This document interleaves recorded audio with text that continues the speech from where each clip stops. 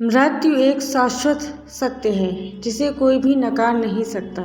लेकिन मृत्यु के बाद क्या होता है, यह प्रश्न सदियों से मानव जाति के मन में बना हुआ है। हिंदू धर्म में इस विषय पर गहन विचार किए गए हैं। इसमें स्वर्ग, नर्क और पुनर्जन्म की अवधारणाएं प्रमुख हैं। आज हम हिंदू धर्म के अनुसार मृत्यु के बाद होने वाली प्रक्रियाओं को विस्तार से समझेंगे।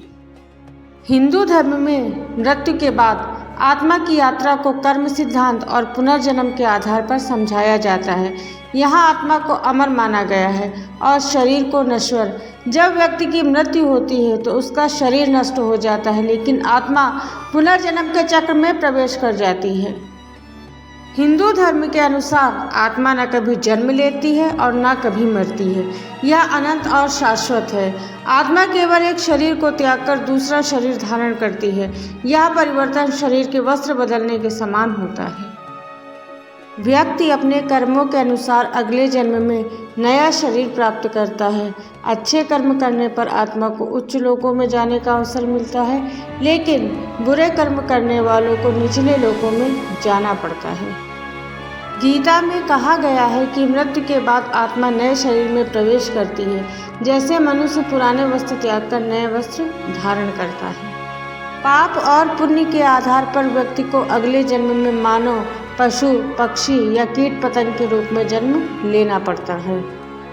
हिंदू धर्म में स्वर्गलोक और नर्कलोक का उल्लेख है। स्वर्ग में देवता और पुण्य आत्माएं वास करते हैं और यहाँ सुखद अनुभव होते हैं।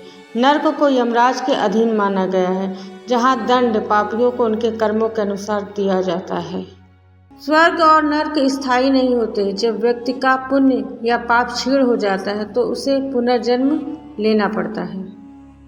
हिंदू धर्म में पितृलोक की भी मान्यता है, जहाँ पूर्वजों की आत्माएं वास करती हैं। यदि किसी व्यक्ति के कर्म अत्यंत श्रेष्ठ नहीं होते लेकिन अत्यंत बुरे भी नहीं होते तो वह पितृलोक में कुछ समय बिताता है और फिर पुनः जन्म लेता है।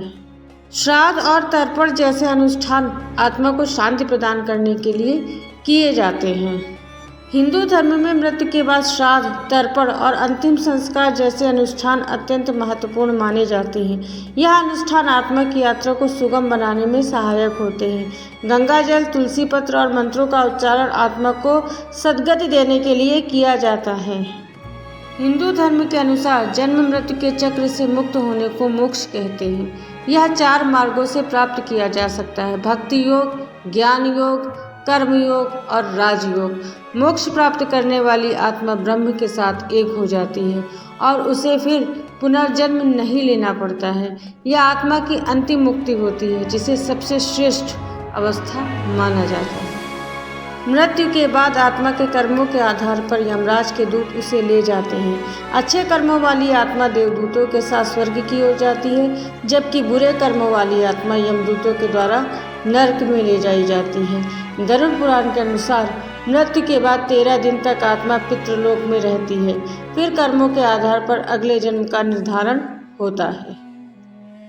12वें और 13वें दिन किए गए अनुष्ठान आत्मा को अगले जीवन में प्रवेश करने में सहायता प्रदान करते हैं। हिंदू मान्यताओं में यह भी कहा गया है कि यदि आत्मा को उचित संस्कार न मिले तो वह भूत प्रेत के रूप में भटक सकती है। अधूरी इच्छाओं, अपूर्ण कर्मों और हिंसक मृत्यु के कारण आत्मा को शांति नहीं मिलती।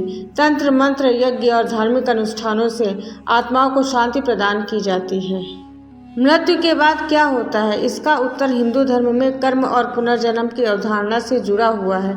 अच्छे कर्म करने वाले आत्मा को स्वर्ग और बुरे कर्म करने वाली आत्मा को नरक में भेजा जाता है, लेकिन अंतिम लक्ष्य मोक्ष प्राप्त है, जिससे आत्मा जन्म मृत्यु के चक्र से मुक्त हो जाती है।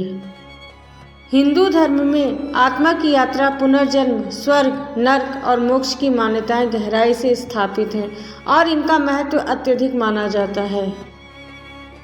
इस वीडियो में मैंने मृत्यु के बाद आत्मा की यात्रा को गहराई से समझाने का प्रयास किया है, जो हिंदू धर्म के अनुसार मानव जीवन की सबसे महत्वपूर्ण पहलुओं में से एक है। उम्मीद है आपको वीडियो पसंद आया होगा। अगर वीडियो अच्छा लगा है तो प्लीज़ वीडियो को लाइक करें, शेयर करें और ऐसे ही और वीडियो देखने के लिए चैनल को सब्सक्राइब करें।